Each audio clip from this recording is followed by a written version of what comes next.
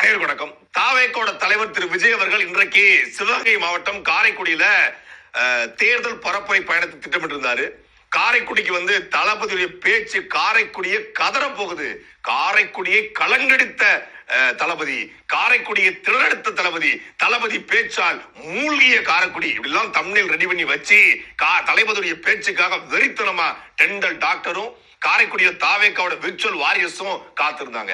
காரைக்குடிக்கு தளபதி வந்து தமிழ்நாட்டுக்கு என்ன பண்ண போறோம், அந்த டிவிகேவா இந்த டிஎம்கேவா, அந்த தலைவர் அந்த ஸ்டாலின் சாரா இல்ல இந்த விஜயா, மக்கள் விரோத ஸ்டாலினா, மக்கள் விரும்பும் இந்த விஜயா, உங்களுக்காக உங்க பகை, உங்க அண்ணன், உங்க தம்பி, உங்க விஜய் வந்திருக்க, உங்க விஜய் நான் வர்றேன் அப்படின்னு தளபதி பேச போறாரு. ஃபயர் ஆக போதுடா, நெருப்பாக போதுடா அப்படின்னு காத்திருந்தா வடிவேலு வந்து ஓடுவார்ல, ஓடிட்டல்ல அப்படிங்கிற மாதிரி அங்கிருந்து வந்தவரு சுத்தி நிக்கிறாங்க.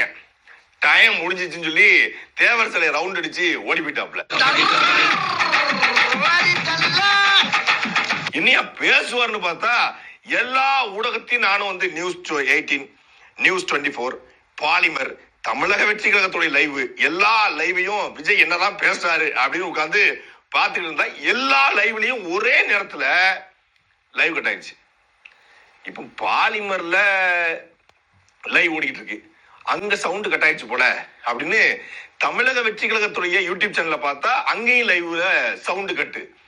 இந்த பக்கம் பார்த்தா நியூஸ் 24, புதிய தலைமுறை, அப்புறம் ஒரு 10-15 யூடியூப் சேனல் எல்லாத்துலயும் ஒரே நேரத்துல சவுண்ட் கட் ஆகுது. அப்பதான் புரிஞ்சுது, பே பண்ணி லைவ் போட்டிருக்காங்க பேப்பையிலுங்க.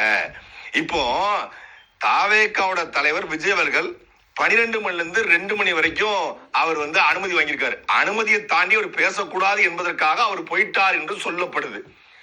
அனுமதியை தாண்டி போனாலும் லைவ் போடுற சேனலு சவுண்ட கட் பண்ண தேவையில்லையே, ஏன்னா அவர் பேசவே இல்லையே. பேசத்தானே கூடாது, பரப்புரை பண்ணக்கூடாது, ஓட்டு தானே கூடாது. குறிப்பிட்ட நேரம் தாண்டி லைவ் ஏன் சவுண்ட் கட் ஆகுது? ஏன்னா ஒரே ஒரு லிங்க் எடுத்து எல்லா சேனலுக்கும் கொடுத்து பேமெண்ட் பண்ணி மதுரையிலிருந்து லைவ் போடுவதற்கு ஒரு நாளைக்கு 5 லட்சம் ரூபாயா ஒரு யூடியூப் சேனலுக்கு, பொது தொலைக்காட்சிக்கு 10 லட்சம் ரூபாய். இப்படி தமிழ்நாடு முழுமைக்குரிய எல்லா தொலைக்காட்சிக்கும் பே பண்ணுது. என்னடா விஜய காலையிலிருந்து காட்டிக்கிட்டு இருக்காங்க நம்ம எல்லாரும் யோசிக்கல. ஒண்ணுமே கிடையாது.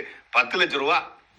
வீட்டுல இருந்து திருப்பி வீட்டுக்கு வரதண்டி வந்துட்டாப்ல, வீட்டுக்கு வந்து சென்டாப்ல 6 மணிக்கு மேல ஆட்டோ ஓடாத தலைவருக்கு வீட்டுக்கு வந்துட்டாப்ல. இப்படி 6 to 6 லைவ் போடுறதுக்கு 10 lakhs rupees செலவு பண்ணி தான் லைவ்.